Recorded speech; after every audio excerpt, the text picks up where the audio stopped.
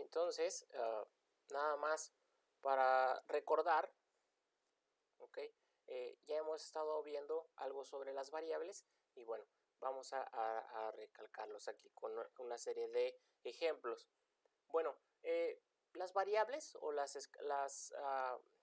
variables que nosotros hemos estado viendo o las características, ¿verdad? O los atributos que hemos estado evaluando en las bases de datos se definen como lo siguiente. Una variable es una característica o atributo que puede ser medida, ¿verdad? Y esta adopta diferentes valores o categorías en los sujetos de estudio, pudiendo ser peso, edad, sexo o raza. Entonces, dentro de las variables, no sé si tuvieron el tiempo de leer o de hojear el artículo o la lectura de revisión que les envié, el cual se llama La importancia de medir. Es un artículo escrito por la doctora Ducoin, y lo cual yo creo que lo simplifica muy bien cuando habla de la importancia que tiene la medición, ¿no? Entonces, dentro de estas variables podemos dividirlo o clasificarlo como variables cualitativas. Y habíamos mencionado anteriormente que las variables cualitativas pues podían ser nominales o podían ser ordinales. Y también pueden dividirse, ¿no? O la otra clasificación puede ser variables cuantitativas. Y estas básicamente son aquellas que pueden contarse, ¿verdad? ¿Ok? Por ejemplo, las variables continuas, las que están medidas en un marco continuo, o las discontinuas, las que están medidas en un marco discontinuo. Okay. Dentro de estas variables, las cualitativas pues expresan modalidades o características o atributos y estos no son cuantificables. Las cualitativas o nominales, ¿verdad? Que es por lo general así se describen, no responden a un orden. Estas variables no tienen un orden, pero son excluyentes y exhaustivas. ¿A qué se refiere con esto? Es que si dentro de la variable cae en un lado, ¿verdad? Automáticamente excluye al otro lado. O sea, no puede ser, en este caso, como los ejemplos, un individuo, ¿verdad? Si evaluamos o si vemos el sexo, ¿verdad? O bien es macho o hembra, pero no puede ser ambos. Bueno, en algunos casos, ¿verdad? De extremosos por malformaciones genéticas, pero por lo general solo se presenta o de un lado o de otro. Entonces, si juntáramos a un grupo de personas y a cada uno capturáramos el sexo, ¿verdad? Dentro de su variable, la variable sexo, pues todos los individuos o todo el grupo tendría que estar dentro de estas observaciones, o bien siendo macho o bien siendo hembra. Ningún individuo debería de quedarse fuera. Entonces, a eso se refiere que este tipo de variables pues son exhaustivas, o sea, que entran todos los individuos y que son excluyentes, perdón. El hecho de pertenecer a una, pues no puede pertenecer a la otra. Por ejemplo, la raza, ¿sí? En los perros tenemos diferentes razas, ¿no? Beagle, pastor alemán o perros chihuahuas. El color de capa, blanco, negro, pinto, ¿verdad? Entonces, básicamente esos son los tipos de variables nominales. Y las cualitativas, o aquellas que también expresan cualidades, pero que son de tipo ordinal, estas sí corresponden o responden a un orden, ¿verdad? Y puede ser una escala establecida, también son excluyentes y exhaustivas, o sea, el hecho de pertenecer a una ya no puedes pertenecer a la otra, ¿ok?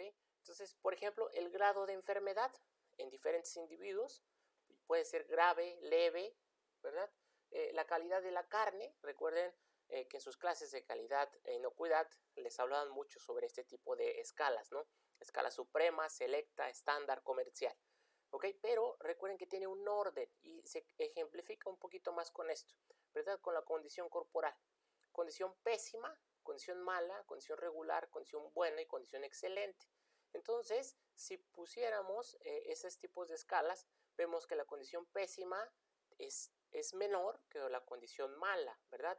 Por lo tanto, la mala es mayor que la condición pésima. Entonces, siguen un orden, ¿sí? Siendo la excelente, ¿verdad? La condición corporal excelente, pues la que tiene un mayor valor, ¿verdad? Entonces, de esta manera se define este tipo de variables.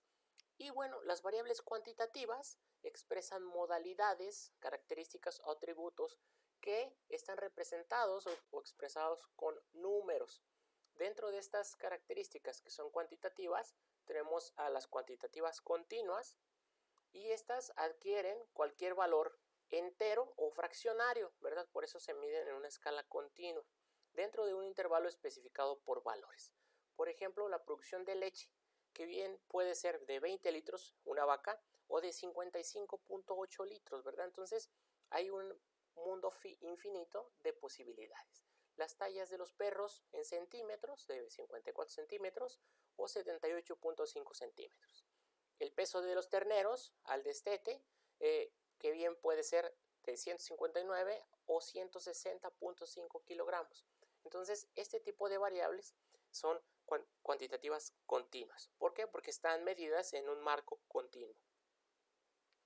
Y las cuantitativas discontinuas, ¿verdad? Estas adquieren valores enteros dentro de cada escala de valores.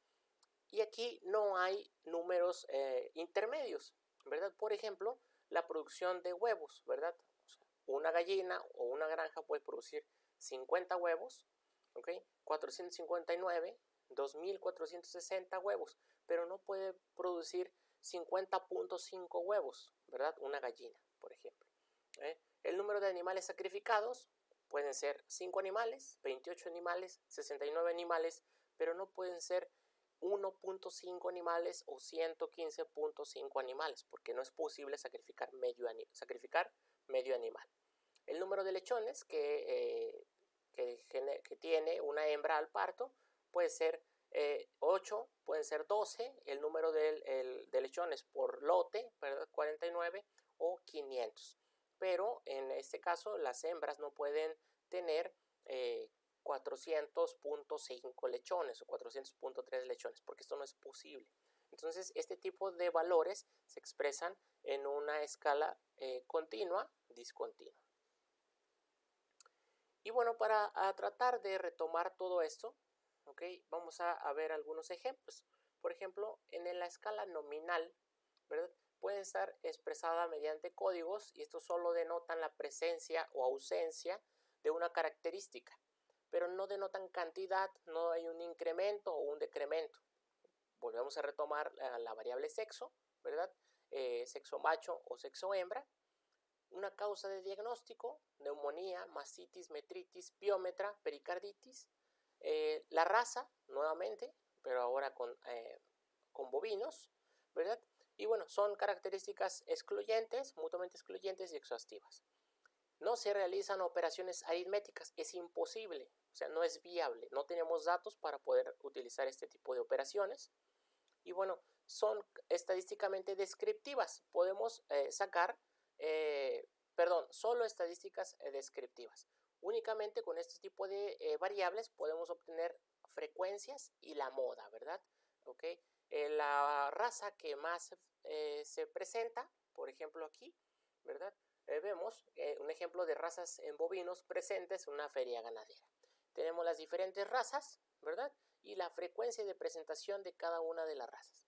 Como podemos ver, ¿okay? Están incluidas dentro de este grupo todas las razas, ¿okay? Que fueron a la feria, ¿okay? Entonces esta es de manera exhaustiva. Y la pertenencia de una raza excluye a un bovino de pertenecer a otra raza, por lo tanto son mutuamente excluyentes. Y solo se conocen las frecuencias de cada raza, ¿ok?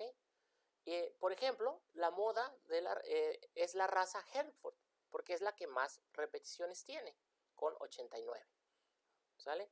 Y la pertenencia a una raza no implica un orden o graduación, o sea, este tipo de razas pues no denota que sea mejor una o peor otra raza, porque todas las razas son iguales, ¿ok? Y no se pueden hacer operaciones aritméticas, ya lo habíamos mencionado, ¿ok? Cuando hablamos de la escala ordinal, también son códigos que expresan un orden, pero aquí expresan un orden, o jerarquía, o bien una intensidad, pero tampoco se pueden cuantificar, ¿ok?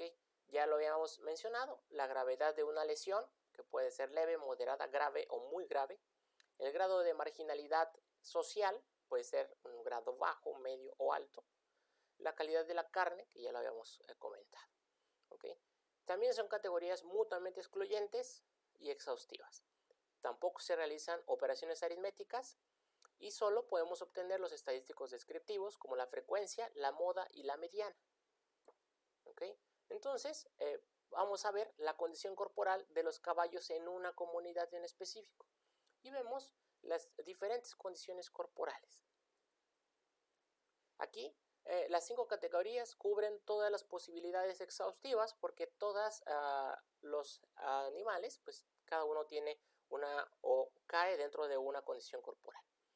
La pertenencia a una categoría pues la excluye a que un caballo entre a otra categoría. Y las categorías presentan un orden de intensidad de la variable. Y también solo se conocen las frecuencias. La moda es la categoría excelente, que ya que es la que más se repite en este ejemplo. Y la mediana es la categoría buena, ya que es la que divide la serie en dos, ¿verdad? Y no se pueden hacer operaciones aritméticas. Hay otro tipo de mediciones que espero que lo hayan visto dentro de la información que se les envió, que hay otras mediciones que tienen una escala de medición de intervalo. Este tipo de medición se presentan modalidades de la variable que guardan un orden. Su intensidad se cuantifica con escalas cuya base es un cero arbitrario y no absoluto.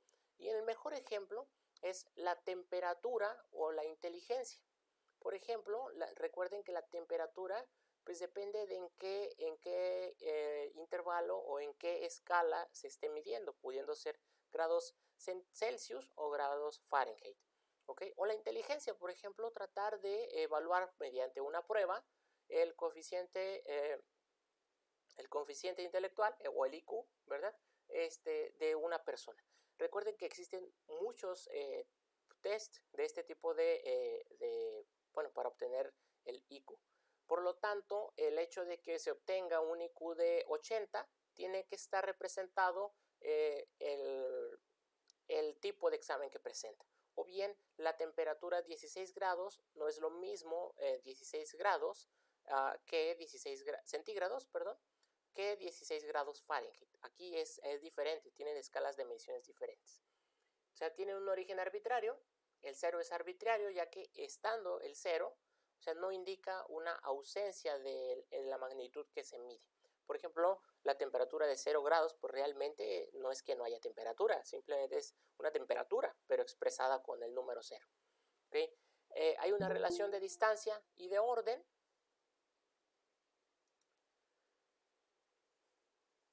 Se pueden realizar sumas o restas. Las diferencias entre los números no corresponden a las diferencias entre las magnitudes y se pueden utilizar estadísticas paramétricas. Aquí ya podríamos obtener la media, la mediana, la moda o la desviación estándar. ¿Sí? Por ejemplo, en este caso es las temperaturas rectales de 13 ovejas y tenemos las temperaturas, en este caso de cada animal, pero expresados tanto en grados Celsius como en grados Fahrenheit. Y como vemos, pues es diferente la temperatura en cada uno de estos dos. ¿Okay? O sea, el 0 grados centígrados corresponde a 32 grados Fahrenheit y no a 0 grados Fahrenheit. O sea, el 0 no indica la ausencia de la temperatura y se pueden realizar en este tipo de escalas, ¿verdad? Sumas o restas, multiplicar o dividir en este caso no tiene sentido porque no expresan eso. Por ejemplo, 10 grados centígrados es el doble que 5, ¿verdad? Grados centígrados. Pero no el doble de temperatura equivale a 50 grados Fahrenheit y 41 grados Fahrenheit respectivamente, porque es otro tipo de medición. En este caso, o en estos ejemplos, la media corresponde a 38.8 grados centígrados o bien, medido en escalas Fahrenheit, 101.9 grados Fahrenheit. La moda corresponde a 38.9 o bien a 102 Fahrenheit. Y bueno, la mediana y la desviación estándar expresadas en cada una de las escalas de medición. ¿Okay? También hay otros tipos de escalas, por ejemplo la escala de razón, Estos son valores que se expresan con escalas que tienen como base un cero absoluto. Y aquí el cero sí expresa la ausencia, ¿verdad?, de la presentación. En este caso, por ejemplo, el volumen o la edad. El cero si es absoluto, entonces indica la ausencia de la magnitud con la que se mide. ¿Okay? Aquí hay una relación de distancia, de orden e igualdad. Se pueden realizar cualquier operación aritmética y las diferencias entre números corresponden a las diferencias entre magnitudes. O sea, el 2, bueno, 4 es el doble que 2, ¿verdad? Y se pueden utilizar estadísticas paramétricas. Aquí ya podríamos obtener media, mediana, moda, desviación estándar y cualquier operación que queramos hacer. El mejor ejemplo es en este caso la producción de leche de 10 vacas en litros, ¿verdad? Y aquí tenemos las 10 vacas y los litros de producción que tienen. Como podemos ver, el cero está fijo, o sea, 0 litros quiere decir que no hay producción, por lo tanto son 0 litros o 0 mililitros o 0 centímetros cúbicos, o sea, no hay. La vaca 1, en este caso, ¿verdad?, produce 12.4 litros o 12.400 mililitros más que la vaca 10, ¿ok? Y entre las vacas 1 y 3, entre estas dos producen 102 litros. La media son 47.8 litros, la moda 47.5 litros, con una mediana de 47.8 litros y una desviación estándar de 4 litros. Como ven, este tipo de escalas o de niveles, ¿verdad?, de medición, podemos obtener todos los estadísticos que nosotros queramos. Y bueno, parte importante, esto ya lo habíamos mencionado anteriormente, es que nosotros podríamos transformar los niveles, ¿verdad?, de medición de las variables, pero a mayor medición. O sea, si una variable, ¿verdad?, tiene el nivel más alto de medición, este sí lo podemos disminuir o descender a niveles inferiores. Pero si no es un nivel alto, nosotros no podemos subirlo, ¿ok? Ya que al utilizar las escalas en orden descendente se pierde la calidad y la precisión de la información. Por ejemplo, volvemos a tener aquí la producción de leche en vacas de litros, ¿verdad? Si lo medimos en una cuantitativa continua, las vacas, en este caso, producen 52.1 o 50.5 litros. ¿Okay? Está expresada en litros o bien en mililitros o en centímetros cúbicos, como quieran. Si lo convertimos a esta escala o si descendemos, podríamos transformarlo a una cuantitativa discreta, que las vacas produzcan 52 litros o 50 litros y la expresamos en litros, ¿no? Y si las convertimos a nominal, podríamos cambiarla a que, por ejemplo, las vacas que produzcan más de 45.5 litros, pues sean vacas muy productivas, ¿no?, o muy altas productoras, de 30 a 40.5, altas productoras, de 20 a 30.5, medianas productoras, y menores a 20 litros, pues bajas productoras. Pero, y bueno, también lo podríamos descender todavía más a una cualitativa nominal. Esta es ordinal, ¿verdad? Y esta es nominal, catalogándolas o clasificándolas como vacas productoras y vacas no productoras. Pero si yo tengo estos datos, yo no puedo saber si las vacas productoras o producen de 20 litros a 30 litros, o de 30 a 40, o de 45 a 50. O bien, si producen estas, yo no puedo saber si las vacas que son altas productoras, pues producen 52, 53, 51.1, 55 litros, ¿verdad? Entonces es posible descender, pero no es posible ascender. O sea, si los niveles de medición están abajo, por ejemplo, son cualitativos nominales o cualitativos ordinales, yo no puedo transformarlos a continuos, ¿verdad?, a cuantitativos continuos. Pero si son cuantitativos continuos, yo podría descenderlos hasta escala nominal. Entonces, esta es la parte de variables que teníamos que ver, que había quedado pendiente anteriormente. ¿Ok? Y bueno, el día de hoy realmente vamos a hablar sobre el uso de las pruebas diagnósticas. ¿Ok? Entonces, esto es una parte medular para todo médico veterinario. Debería de conocer cómo se utilizan las pruebas diagnósticas, cómo elegirlas y cómo tratar de cómo tratar de interpretarlas, ¿no? O sea, y para eso, pues, una vez que sepa interpretarlas o que aprenda, que él pueda mandarlas a pedir. O sea, yo me he fijado no solo en medicina veterinaria, en medicina humana también sucede que lo primero que hace es que llega un paciente y le quieren mandar a hacer todo el perfil dirigido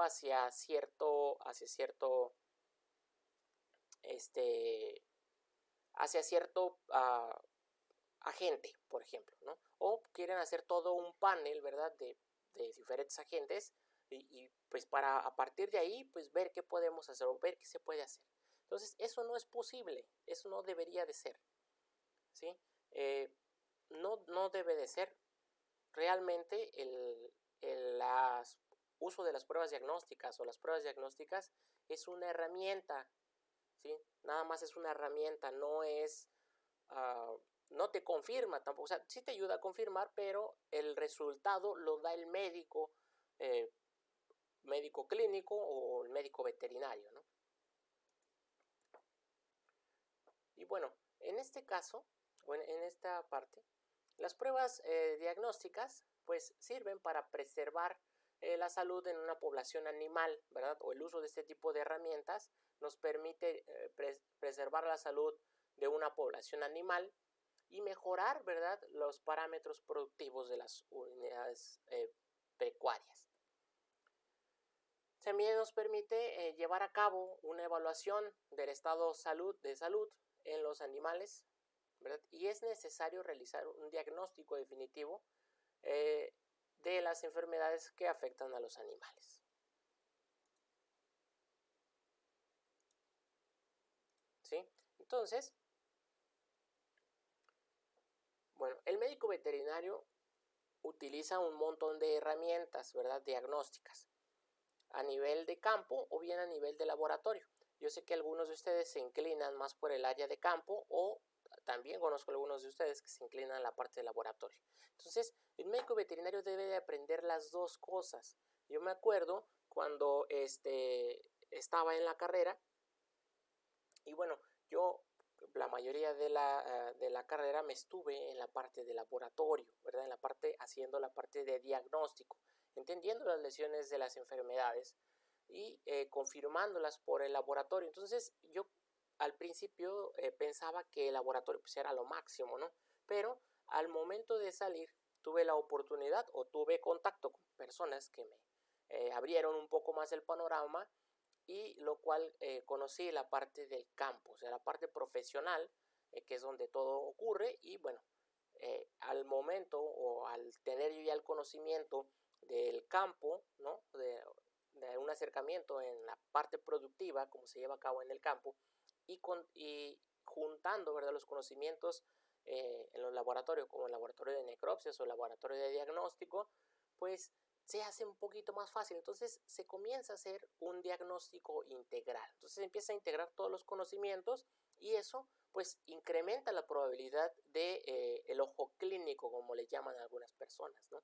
Entonces también a ustedes llevan una materia que se llama propedéutica, donde les comienzan a inculcar, ¿verdad?, a cómo se hace una anamnesis, cómo se hace una evaluación. Recuerden que nosotros somos veterinarios, entonces podemos hacer evaluaciones o la anamnesis la podemos medir ya sea a un individuo, ¿no?, o a una población, ¿verdad?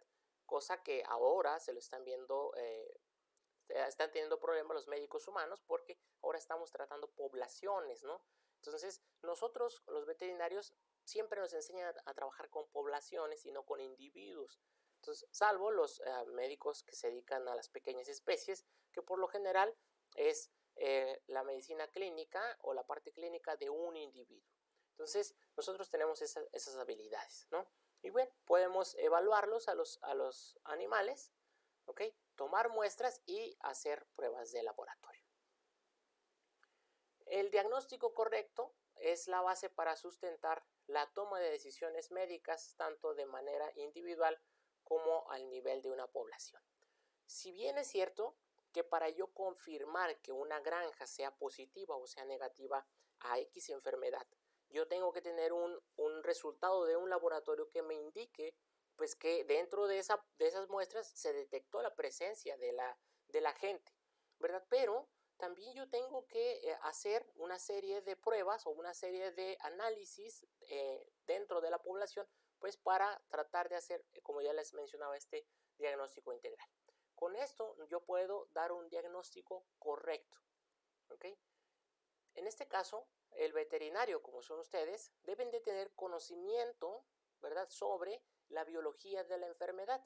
Y es por eso que llevan materias de producción y materias de clínica, pues, para tratar de conocer todo esto, ¿no? También materias de virología, de bacteriología, pues para tratar de cerrar todo este círculo. Debe de tener experiencia de campo y un pensamiento lógico, ¿no? Realmente a mí me ha llamado la atención a veces que algunos médicos pues están ante un caso que, pues, por ejemplo, tienen los niveles de el perfil sanguíneo, ¿verdad? Con una leucopenia, ¿verdad? Tiene un perro con diarrea, es un cachorro que no tiene vacunas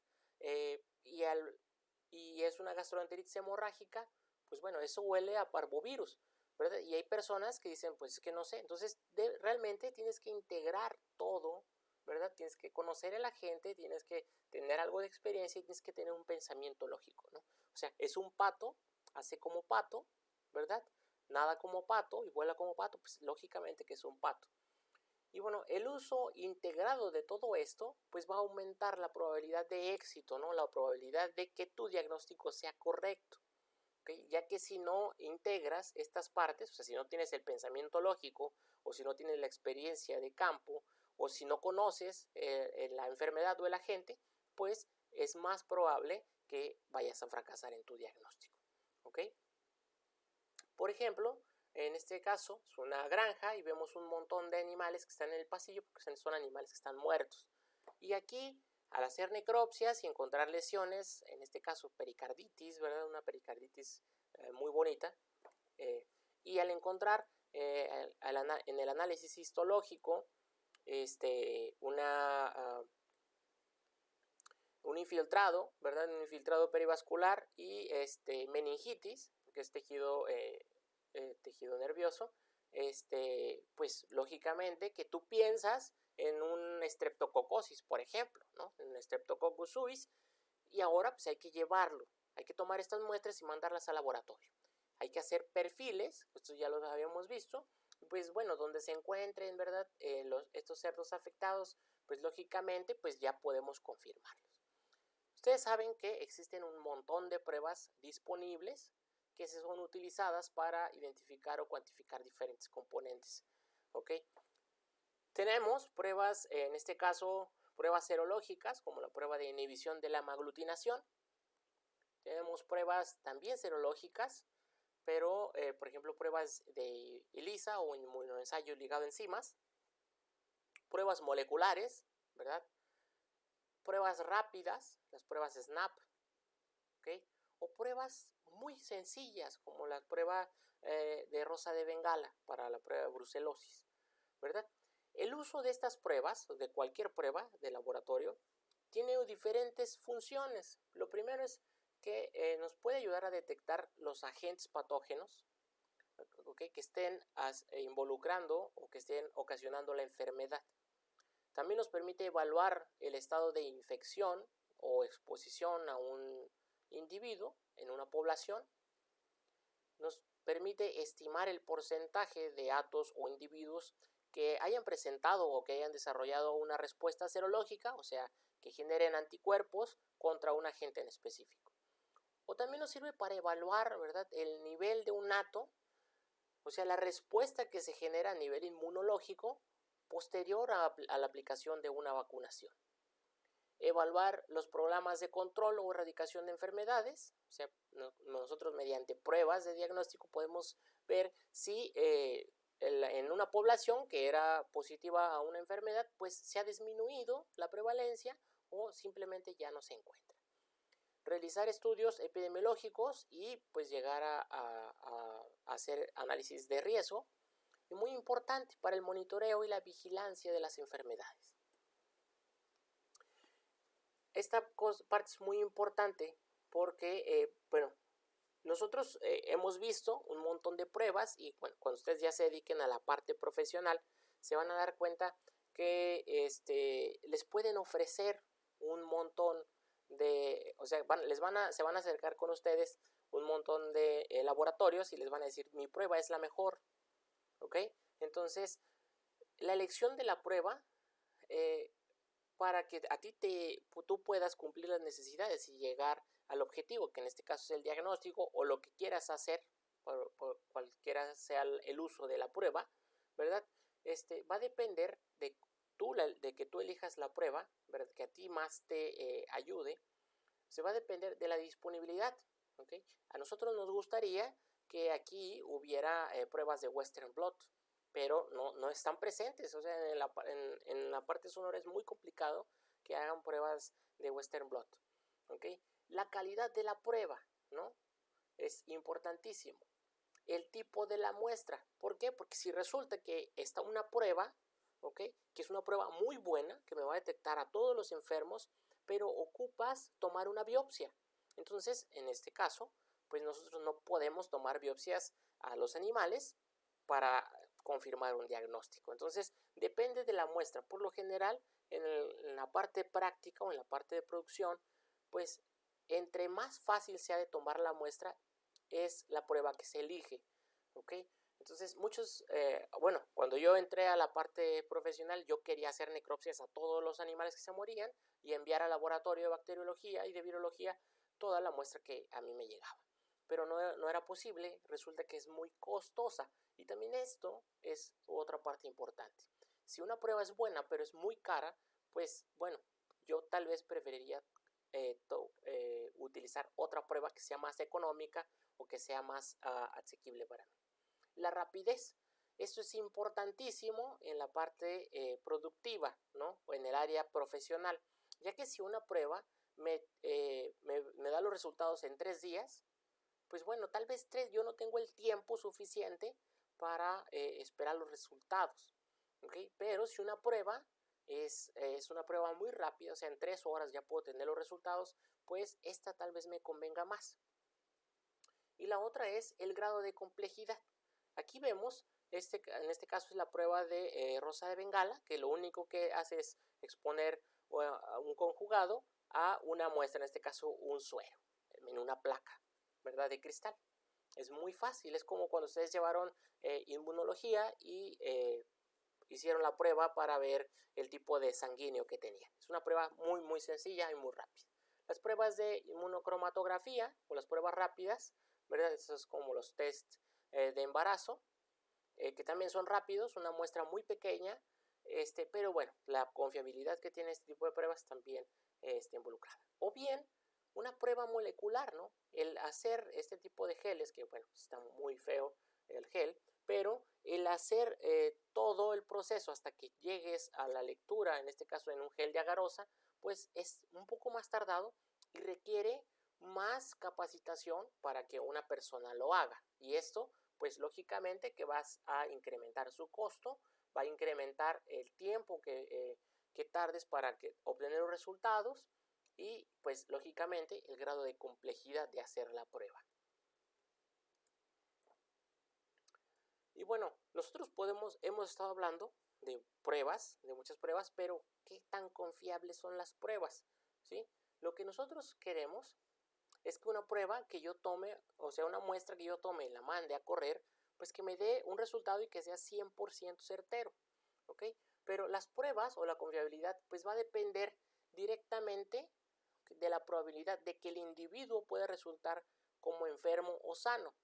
Además, hay algunas características que son de las pruebas, ¿okay? No del individuo, que son de las pruebas que pueden hacer lo que esta sea confiable o no sea confiable, ¿okay? La parte más importante es la persona. Yo me acuerdo cuando estábamos tratando de estandarizar la prueba para la tesis de la maestría, que a mí no me salía, ¿no? Y la persona que tenía años haciéndola, pues sin problemas. y a mí no me salía y teníamos la misma muestra y a mí me salía negativa y a él le salía positiva. Entonces es una parte importantísima. ¿Okay? Y con relación a la probabilidad de detectar un animal enfermo, es de gran valor el conocimiento previo, ¿okay?, de la prevalencia y de la enfermedad de la población. Para estandarizar las pruebas de diagnóstico es necesario tener animales positivos conocidos y negativos conocidos para nosotros tratar de evaluar estas muestras, ¿verdad? Y que pues yo asegurarme que el animal que está negativo pues me salga negativo, porque a veces puede ser que una muestra siendo negativa pues te aparezca positiva. Y por ejemplo, en las pruebas de diagnóstico todas tienen controles positivos y controles negativos, que sin estos controles, ¿verdad?, pues no se puede hacer nada. Cuando ustedes vayan a realizar una prueba, un trabajo de investigación, por ejemplo su tesis de licenciatura o de posgrado, si ustedes no cuentan con los controles que requiere la prueba para estandarizarla, pues no pueden asegurar que aunque les salga positiva la muestra, pues sea positiva realmente, porque tienen que tener los controles para tener una prueba estandarizada. Yo me he fijado en algunos proyectos que como control positivo, pues utilizan cualquier muestra, ¿ok? Entonces, no, es importante que en el kit de las pruebas, pues contengan los controles positivos. Yo me he fijado que personas que encuentran una muestra que salga positiva, o por ejemplo las pruebas de PCR, encuentran en el gel, ¿verdad?, la banda que pueda estar en el rango que le corresponde y esa muestra la toman como positiva. Pero esa muestra nunca fue comparada con un control positivo, entonces pues estás haciéndolo mal. Tienen que tener unos controles positivos. Y bueno, algunos conceptos básicos. ¿Qué resultados me pueden dar una prueba? Pues los resultados se pueden expresar como una variable dicotómica, ¿no? Por ejemplo, si tienen signos, sí o no. Si es, en este caso, si estamos evaluando gestación, pues si está gestante o no está gestante, y si presenta o no presenta anticuerpos. O bien, en medidos en una escala ordinal, por ejemplo, las pruebas serológicas, las pruebas de los títulos serológicos, que tienen títulos los animales de 1 en 4, 1 en 8, 1 en 16 o 1 en 32. Y pues estos son más cantidad de títulos que 1 en 4. ¿Okay? Medidos de una escala continua, por ejemplo, el conteo celular, ¿verdad?, o la cantidad de enzimas en el suero. Ya habíamos mencionado este tipo de gráficos, ¿verdad?, que básicamente sería unas pruebas serológicas, en este caso de una ELISA para micoplasma. ¿Okay? Y bueno, estas pruebas son importantes, ¿para qué? Pues para tomar decisiones, ¿sí?, ya que son utilizadas como estrategias de prevención, de control o de erradicación de algunas enfermedades. Y también son útiles para determinar la frecuencia o la causa de una enfermedad. Y bueno, dentro de las pruebas existen varios tipos. Los principales son las pruebas filtro o tamiz y las pruebas de diagnóstico como tal. Las pruebas filtro son las que se utilizan para poblaciones aparentemente sanas, ¿no? Para asegurarnos que sí están sanas. Y las pruebas de diagnóstico son las que se aplican en poblaciones afectadas, pues, para confirmar el diagnóstico. Una parte importante es que cada agente, cada infección o cada agente tiene una prueba estándar o una gold standard, ¿ok? Entonces, esta prueba es la mejor prueba que se pueda utilizar para el diagnóstico de X enfermedad. Entonces, por ejemplo, ¿verdad?, la leptospirosis porcina, la prueba de oro es un cultivo de riñón. La prueba de pseudorrabia es la prueba de PCR, ¿ok?, o en tonsilas o en un nervio, ¿no? Para toxoplasma, un bioensayo de tejido cardíaco. Para la encefalopatía espongiforme bovina, pues la mejor prueba es la inmunohistoquímica. Para brucelosis bovina, el aislamiento de productos del aborto en este caso. Para tuberculosis, pues un cultivo fecal. Entonces existe una prueba que es la mejor para diagnosticar una enfermedad. Entonces cada enfermedad tiene una prueba gold standard asociada, solo hay que buscarla porque esa es la prueba de referencia que se tiene que utilizar pues para hacer el diagnóstico. Y bueno, lo que nosotros pretendemos es que al momento de nosotros tomar la muestra y mandar a hacer la prueba, pues es que esta prueba sea exacta, ¿no? Entonces una prueba exacta siempre va a ser correcta. Esto quiere decir que nunca van a existir resultados falsos positivos y falsos negativos, ¿ok? Y la mayoría de las pruebas serológicas, desafortunadamente, no son 100% exactas, ¿ok? En la habilidad para identificar correctamente los individuos infectados y los no infectados, por lo que pues nos causa problemas. Y también queremos que una prueba sea precisa. Entonces, la precisión es la habilidad de una prueba para medir y dar resultados consistentes en medidas repetidas. O sea, quiere decir que si yo la misma prueba la corro 20 veces, las 20 veces me genera el mismo resultado. ¿Ok? Algo pasa que hay algunas pruebas, ¿sí? Y a mí me pasaba al principio cuando estábamos estandarizando la prueba que yo iba a utilizar para las muestras que hice durante la maestría. Así que tenía una muestra, perdón, y al hacerla una vez me daba un resultado. Y la volví a hacer y me generaba otro. Entonces, la precisión, o sea, esa prueba no era precisa, o era bajamente precisa. ¿Ok? Una prueba puede ser precisa sin ser exacta, ¿verdad? Pero no puede ser exacta sin ser precisa. Y aquí lo vamos a ver.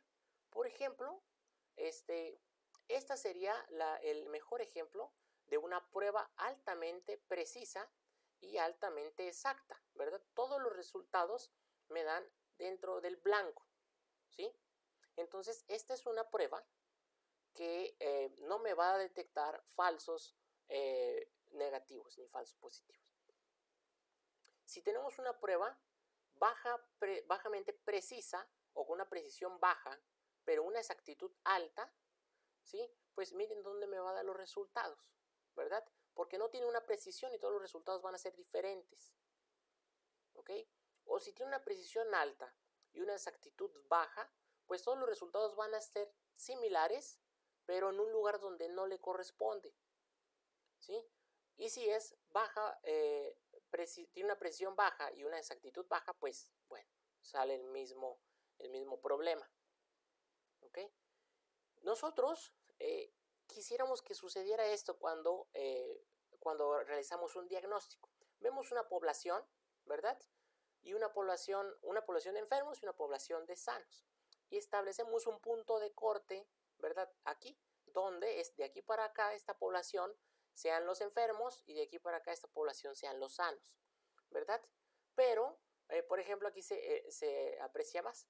Aquí son los animales los animales o las muestras negativas y las muestras positivas. Y lo que quisiéramos nosotros es que existiera una línea que pase por en medio, ¿ok? Y que me detecte a los animales o positivos o negativos, ¿verdad? Que estén completamente separados. Pero realmente sucede esto, ¿ok? Que estas dos poblaciones están unidas, ¿ok? Entonces existe un punto de corte y tenemos una zona, ¿verdad? Donde esta prueba ya no me puede diferenciar si el animal o el individuo está positivo o está negativo, que aquí se ejemplifica de esta manera. Aquí tenemos las muestras negativas o las muestras que mi prueba me da como negativa, mis muestras que mi prueba me da como positiva, y pasa la línea y las atraviesa a las dos. Por lo tanto, dentro de las muestras positivas, pues voy a tener falsos negativos, ¿ok? Y dentro de las reacciones negativas, pues voy a tener falsos positivos, ¿ok? Entonces, tenemos que utilizar, ¿ok?, algunos atributos para ver la exactitud de las pruebas.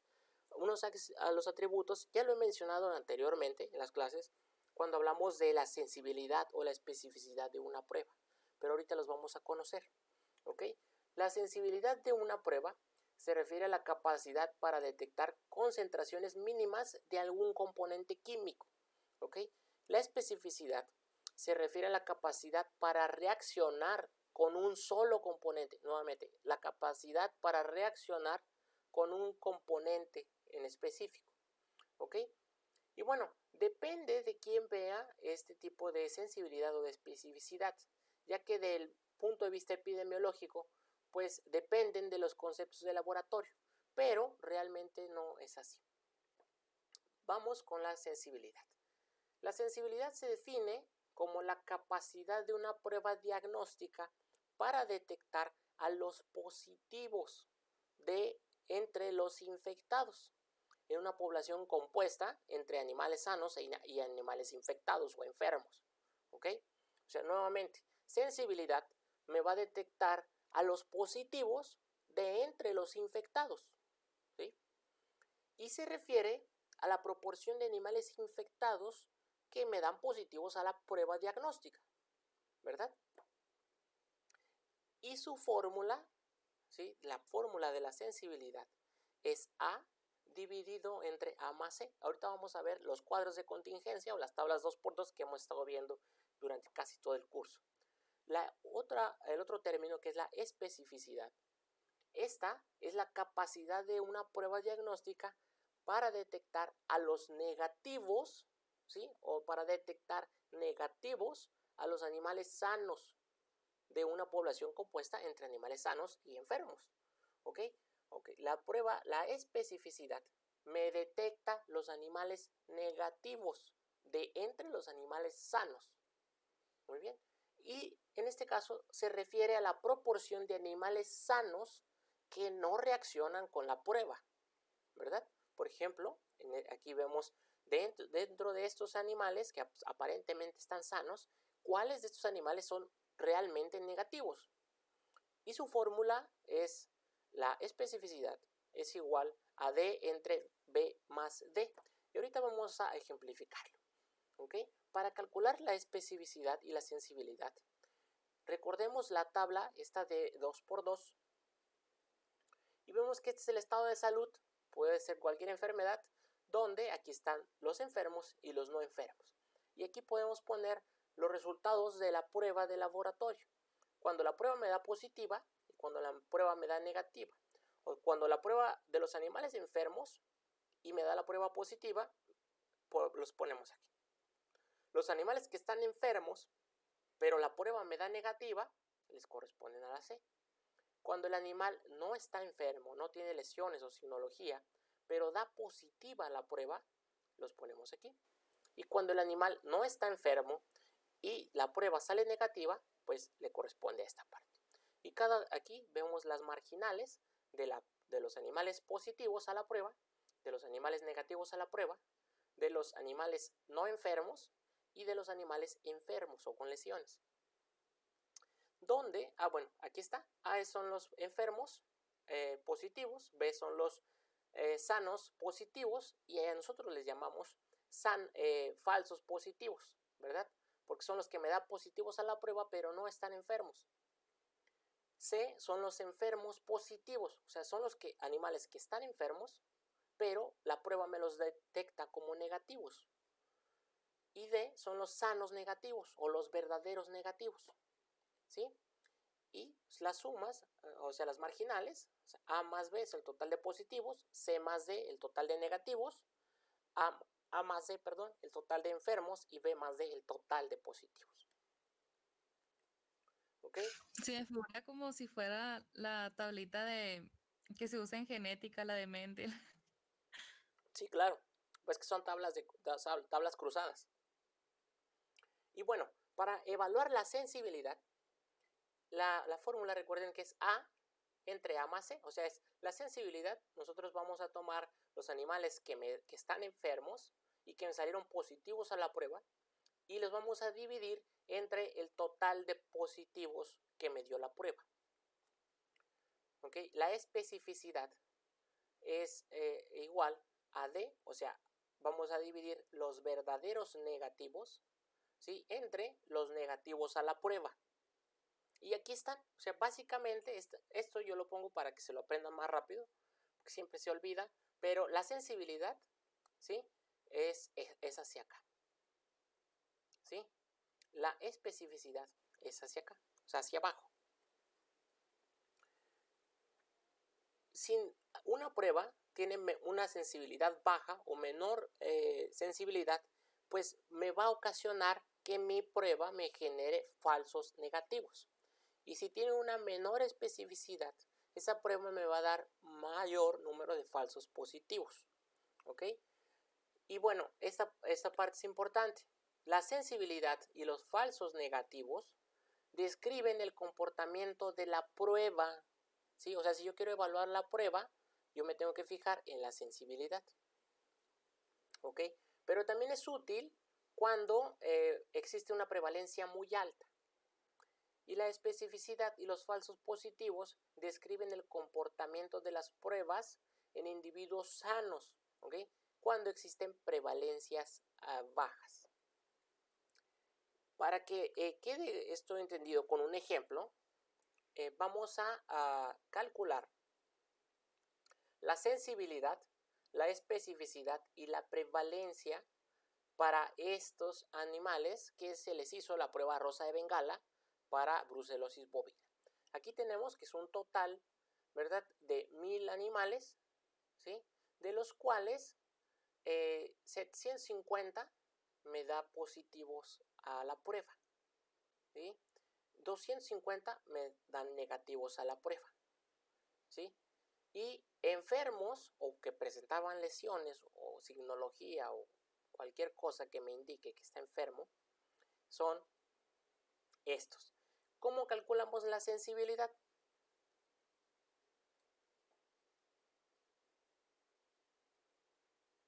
Y la especificidad y la prevalencia. Sensibilidad era, por ejemplo, 712 y los 20, ¿no? O sea, esa hilera. Pero no me acuerdo bien la ecuación. Ok.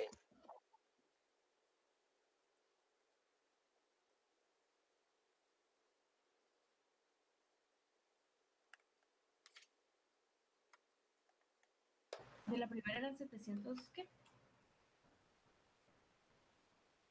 A ver, voy a... Aquí está. Aquí están los resultados. Sensibilidad es A entre A más C.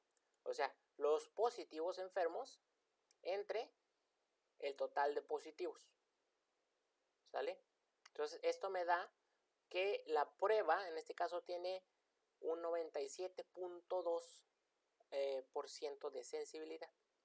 La especificidad es la fórmula, esta. ¿Okay? Por lo tanto, la especificidad de esta prueba es del 85.8%. Ahora, ¿alguien puede darse cuenta qué es lo que pasa aquí? O sea, recuerden, la sensibilidad es la que me va a detectar a los enfermos. ¿Okay? Por lo tanto, si un animal da positivo a la prueba, ¿sí?, tiene un 97.2% de probabilidades de que realmente esté enfermo, ¿sí? Pero si me da negativo, tiene 85% de posibilidades de estar enfermo. O sea, si un animal le sale negativo, todavía hay casi 15% de posibilidades de que esté enfermo. Y eso está mal, ¿sí? Y bueno, ¿cómo sacamos la prevalencia? ¿Alguien se recuerda cómo sacar la prevalencia?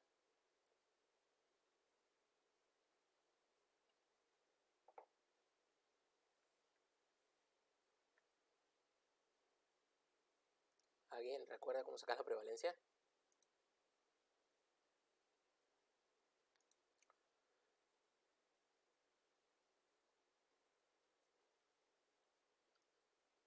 La prevalencia. ¿Qué era la prevalencia?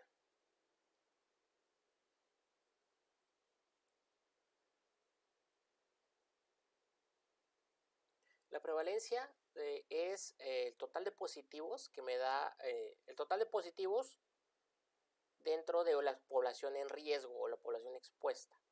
Ajá. Entonces, en este caso, la fórmula para obtener la prevalencia es el total de positivos que me da la muestra, ¿verdad? Dividido entre la población expuesta. En este caso, la prevalencia es del 75%. Bueno, y aparte, existen otros dos valores para evaluar este tipo de pruebas o las pruebas diagnósticas. El valor predictivo positivo y el valor predictivo negativo. El valor predictivo positivo es la capacidad que tiene una prueba diagnóstica para detectar infectados del total de positivos, ¿ok? Y este valor estima el grado con el que se puede confiar en el resultado de la prueba diagnóstica, ¿sí? Y pues también indica con qué exactitud la prueba detectará la presencia de la enfermedad, ¿sí? Entonces el valor predictivo positivo es todavía una utilidad mejor, ¿okay?, de la sensibilidad y la especificidad, porque yo aquí ya puedo saber realmente cuántos animales están o infectados o no infectados, ¿okay? Nuevamente, el valor predictivo positivo estima el grado con el que se puede confiar en el resultado de la prueba, ¿okay? ¿Cómo se obtiene el valor predictivo positivo? El valor predictivo positivo es A entre A más B, o sea, es los resultados de la prueba, ¿sí? El valor predictivo positivo también lo podemos estimar de otra forma, ¿ok? Viendo la sensibilidad, ¿sí?, por la prevalencia y obtener estas otras cosas. Espero la siguiente clase hablarles un poquito del teorema de Bayes para que entiendan un poquito más cómo se obtienen estos, la probabilidad en función de probabilidades. Pero básicamente es el total de los animales enfermos y que salen positivos entre el total de los positivos a la prueba. Y el valor de predictivo negativo, pues esa es la capacidad que tiene una prueba diagnóstica para detectar sanos del total de negativos. Y esta me ayuda a estimar el grado con el que se puede confiar en el resultado de la prueba diagnóstica, pero hacia los negativos. ¿Okay? Y también indica con qué exactitud la prueba detectará la ausencia de la enfermedad, o sea, me detecta los negativos. ¿Cómo se obtiene el valor predictivo negativo? O sea, se divide entre, o sea, es el total de verdaderos, los verdaderos negativos entre el total de negativos a la prueba. ¿Ok? Y bueno, algo importante es que una prueba que tenga un alto valor predictivo positivo, pues indica dar como positivos a los animales sanos. Y aquí pueden estar influidos o puede generar algunos efectos psicológicos, ¿verdad? O efectos económicos, o sea, me sale más costoso. ¿Ok? Un bajo valor predictivo negativo, pues redunda en la posibilidad de mantener en un lugar la enfermedad. Por ejemplo, este cuate, ¿no?, que dice que afortunadamente todos los animales salieron negativos a la prueba, ¿okay? Pero no es cierto, porque hay algunos cerdos que están enfermos o están infectados, ¿okay? Y bueno, para que quede más claro esto, vamos a volver al mismo ejemplo, pero ahora vamos a calcular el valor predictivo positivo y el valor predictivo negativo. ¿Okay? Recuerden, esto era cómo se obtiene el valor predictivo positivo, el valor predictivo negativo, verdaderos negativos, entre el total de negativos. El valor predictivo positivo, el total de positivos entre el total, los verdaderos positivos entre el total de positivos a la prueba. ¿Ok? ¿Alguien me puede decir valor predictivo positivo?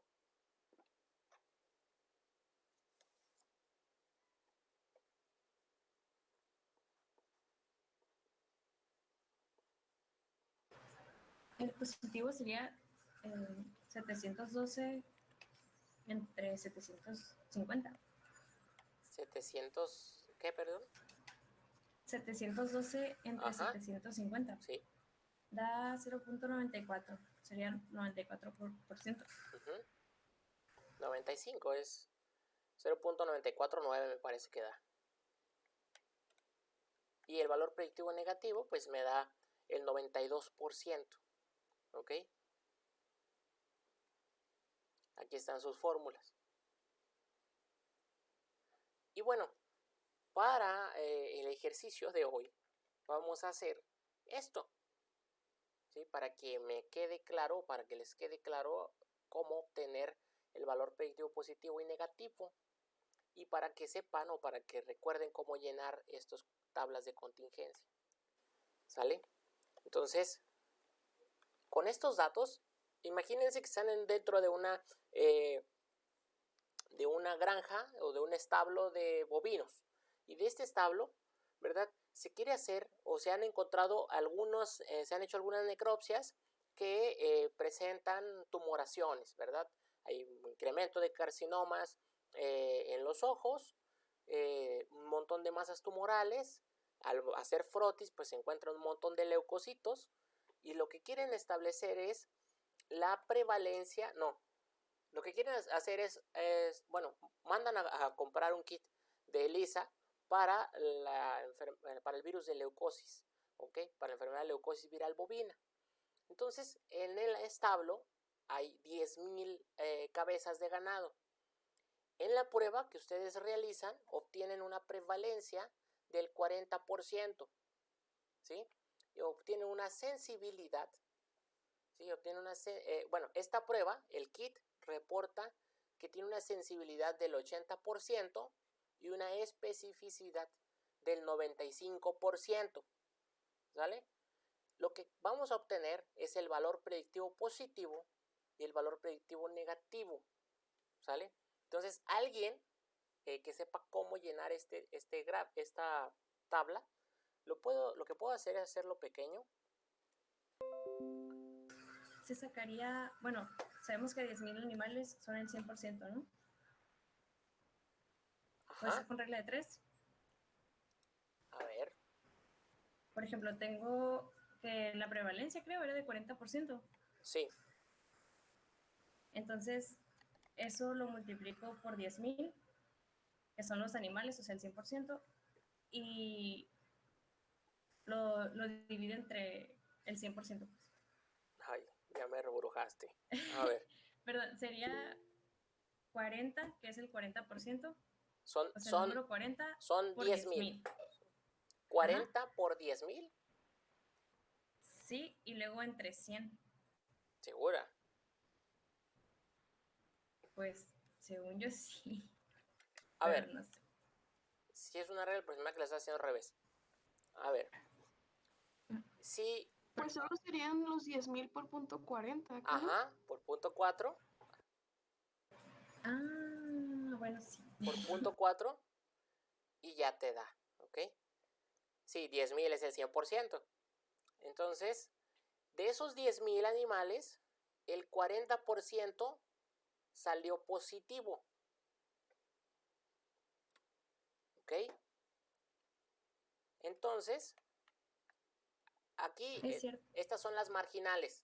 Son las marginales de los positivos a la prueba, los marginales de los negativos a la prueba, las marginales de los enfermos y las marginales de los no enfermos y el gran total. A ver, este es el gran total. Todos sabemos que es 10,000, ¿verdad? Vamos a poner 10,000. Sí, es más fácil multiplicarlos por... Médico, no está compartiendo pantalla. No, no me digas eso. No. ¿Desde hace rato o ahorita? Ahorita. Ahí está. Aquí está. Tenemos 10,000 animales o 10,000 individuos. ¿Sale? Ahora, de esos individuos, de estos 10,000, el 40% da positivo a la prueba. ¿Dónde va el 40%? ¿O cuántos es el 40%? Serían 4,000. ¿Y esto dónde va? En los positivos enfermos. ¿Dónde? ¿Aquí? Sí. ¿Seguros? No.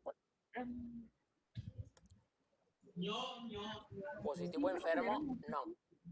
No. En el total de enfermos. ¿Acá abajo? ¿Acá abajo?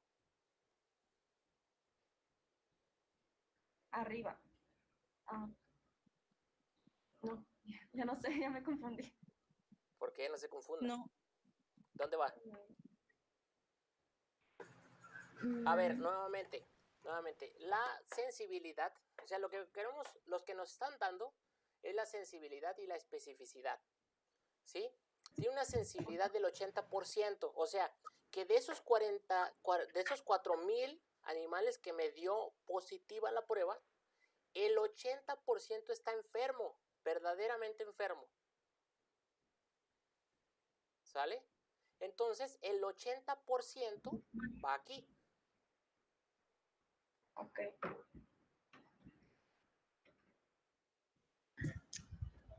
Lo de los 4.000 animales enfermos va en la parte de abajo, en la misma línea que tiene. ¿Aquí?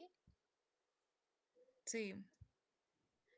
Según lo que dijo la clase, que no, ayer era la de la sensibilidad. Otra vez, y mira. Me regreso para acá atrás. Me regreso. Sensibilidad, ¿sale? Es, bueno, vamos a pasar estas fórmulas para acá. Vamos a modificar toda esto.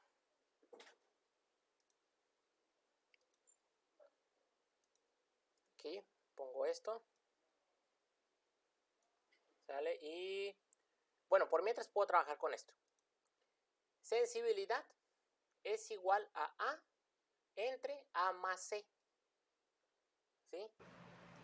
Entonces iría abajo, en el total de enfermos. Prevalencia, Pero, o sea, aquí vimos, por ejemplo, la prevalencia, ¿sí? Es el total de positivos a la prueba entre la población total expuesta. ¿Ok? Entonces, con esto que les acabo de decir, ¿dónde van los 4,000? Que son los animales que me salieron positivos a la prueba.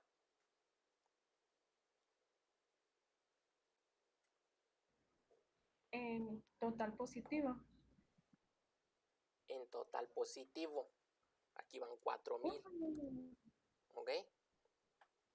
Ahora, de esos 4,000 que me salieron positivos, o sea, de los 4,000, los verdaderos positivos me los va a dar la sensibilidad. ¿Sí? Y aquí tenemos, o sea, en esto, la sensibilidad, tenemos nosotros la suma de esto. ¿Qué es esto? ¿Ok? ¿Cuánto vale A? ¿Alguien? entonces, ahora sería 4,000 por punto 40. Punto 4, perdón. ¿Por qué punto 4? Pues es que, bueno, es que según yo, como es el 40%, pero pues. Ajá. No, pero tiene una sensibilidad del 80%.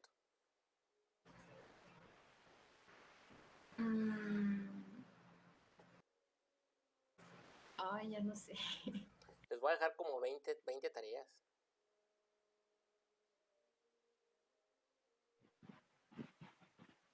Está fácil.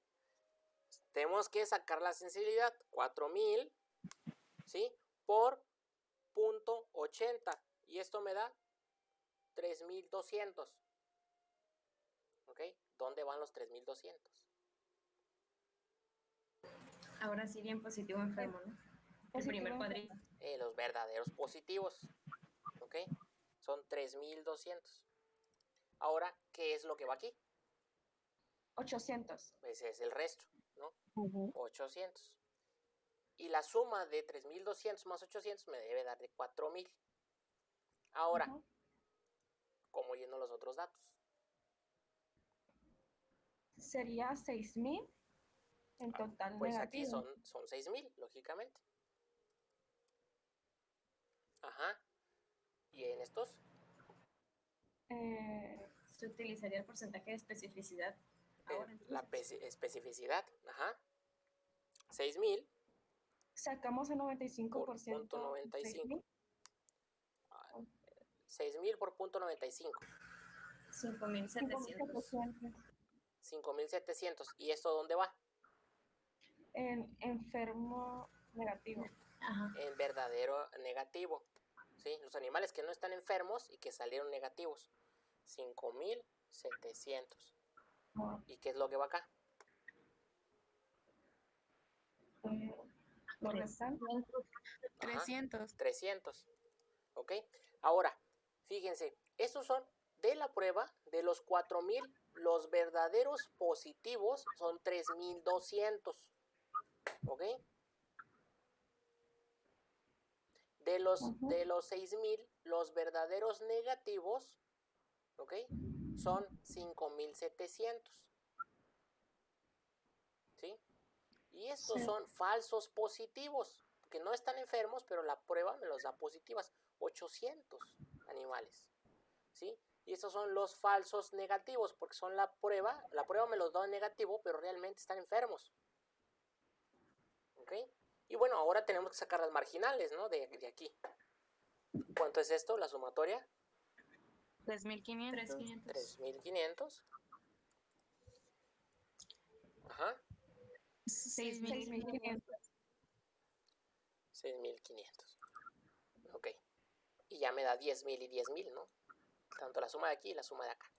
Entonces ya llenamos el cuadro. Ahora ocupamos valor predictivo positivo y valor predictivo negativo. Ok, aquí tengo los valores predictivos positivos, nada más que esto es un desastre.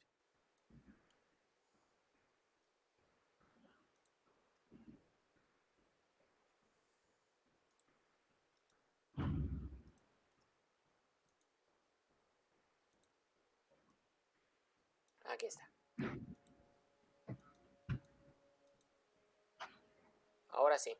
¿Cómo obtengo o cuál es el valor predictivo positivo?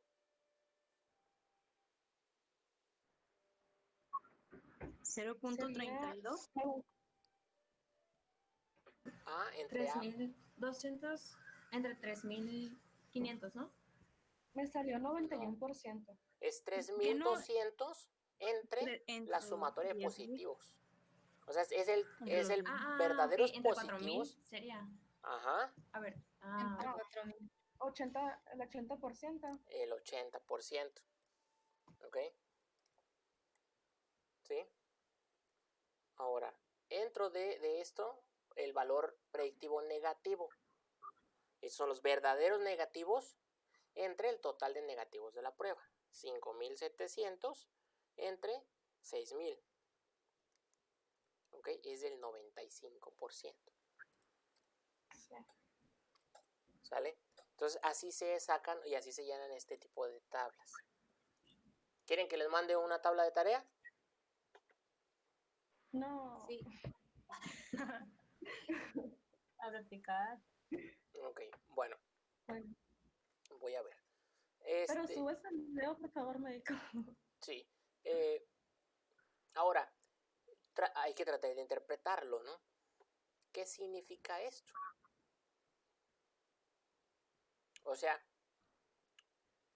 que realmente sí, o sea, la prueba me está detectando al 80%, o sea, de todos los que me detectó, solo el 80% estaban enfermos. ¿Sí? Y de los que me dio como negativos, ¿ok? Solo el 95% está negativo. O sea, hay 5% que de los negativos que aún están positivos o que son positivos. ¿Sí? Entonces, en el caso, yo puedo confiar en un 80% con esta prueba, ¿sí? Si el resultado me sale negativo, y puedo confiar en un 95% si el resultado es negativo. ¿Ok? O sea, si me da positivo, hay el 20% de posibilidades de que sea negativa la persona o el individuo. Y si me da negativo, hay 5% de posibilidades de que la persona esté enferma. ¿Sale? Entonces, esto lo vamos a ver. Me voy a tardar unos 10 minutos el lunes nada más de tratarles de explicar el teorema de Bayes. ¿Sale? O cómo funciona la aplicación del teorema de Bayes en las pruebas de diagnóstico. Pero básicamente, de alguna manera ya lo estuvimos viendo, ¿sí? O sea que la probabilidad de que de dar positivo puede cambiar, ¿sí? Dependiendo otras probabilidades. ¿Vale? Entonces, el lunes lo checamos de manera rápida, nada más para que vean. O sea, imagínense que ustedes van al hospital y está una campaña, ¿verdad?, de concientización y están aplicando de manera gratuita la prueba del VIH. Entonces, imagínense que ustedes vayan y pues les hagan la prueba de VIH, es una prueba muy rápida, y les dé como resultado positivo. Entonces, antes de que se vayan a suicidar o antes de que vayan a cometer algo porque pues salieron VIH positivos, pues tienen que preguntar, oye, espérate, ¿sí? ¿Cuál es la sensibilidad y cuál es la especificidad, el valor predictivo positivo y el valor predictivo negativo de tu prueba? Porque cabe la posibilidad, ¿sí? Y esa posibilidad puede ser muy alta o más baja dependiendo de estas valores que acabamos de ver, ya que si un resultado les da positivo, ¿cuál es la probabilidad de que realmente estén infectados? ¿Sí? Entonces, va a depender eso. Y por ejemplo, la prueba del VIH ha sido muy criticada por eso, que tiene una sensibilidad muy alta, pero una especificidad baja. Entonces, antes, o sea, deberían de hacerse una segunda prueba. Entonces, ¿cuál sería la probabilidad de tener un resultado positivo y después hacerse una segunda prueba?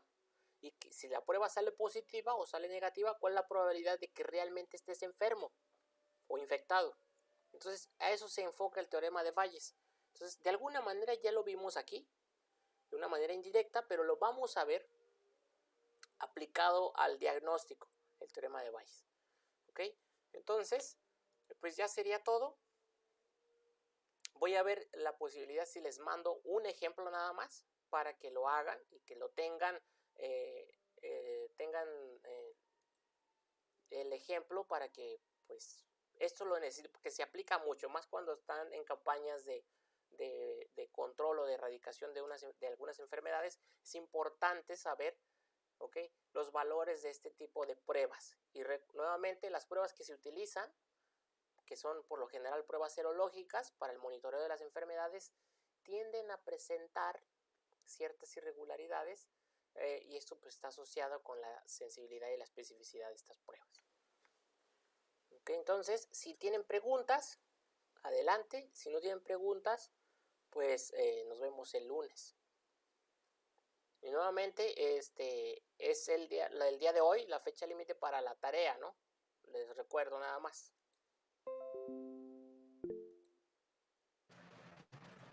Nico, bueno, yo nomás tengo dudas con lo de R, pero lo que es para la otra semana. Para la otra semana, ajá. Con lo de la base de datos Woo y al graficar para el promedio. Estoy batallando en eso. Al graficar el promedio de la... En la otra, o sea, es que eran dos actividades, ¿no?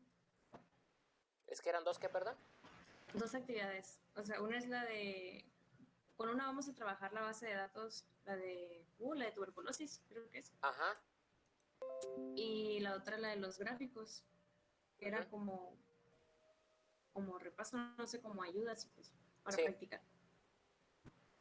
Y esa, pues sacó el promedio, pero